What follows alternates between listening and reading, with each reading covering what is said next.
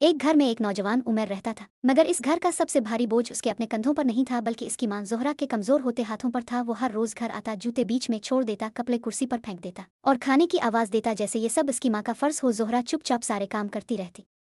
इसने कभी शिकायत न की। वो वही माँ थी जो बरसों से खामोशी से अपने बेटे की राहत का सामान करती आई थी।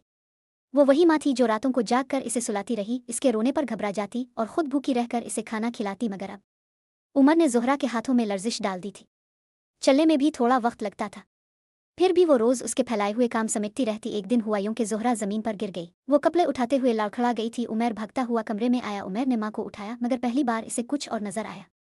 अपनी माँ की थकन, अपनी माँ की खामोशी और अपनी माँ की वो कुर्बानियां जो कभी इसने गुन ही नहीं थीं। जोहरा ने आहिस्ता से कहा, बेटा, मैं पूरी जिंदगी तेरे लिए करती रही, मगर अब हाथ नहीं उठते। बस ये जुमला उमर के दिल में तीर की तरह लगा। इसे पहली बार एहसास हुआ कि माँ खिदमत के लिए पैदा नहीं हुई, वो दुनिया में कुर्बानी देने आई थी, गुलामी करने नहीं। इस दिन के बाद घर बदल गया।